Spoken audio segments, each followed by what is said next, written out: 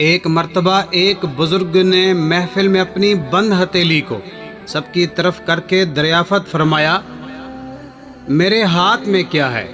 کچھ نے جواب دیا، شاید آپ کے ہاتھ میں ہیرے جواہرات ہیں۔ پھر ایک صاحب سے پوچھا، انہوں نے بھی کچھ سوچ کے جواب دیا، شاید سونا ہے۔ پھر پوچھنے پر ایک نے جواب دیا کہ آپ کے ہاتھ میں اگر ہیرے جواہرات نہیں اور سونا بھی نہیں تو یقیناً چاندی یا کوئی قیمتی چیز ہوگی۔ تب اس بزرگ نے اپنے ہاتھ کو کھولا تو ان کے ہاتھوں میں چند کنکریاں تھیں۔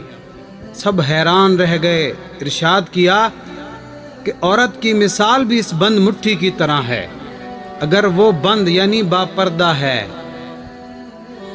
تو وہ ہیرے جواہرات، سونا چاندی اور اس کی بیش بہا قیمت ہے، لیکن اگر وہ مٹھی کی طرح کھل جائے، بے پردہ ہو جائے تو وہ بے وقعت پتھر اور کنکریوں کی مانند ہے، جس کی کوئی عزت اور قیمت نہیں۔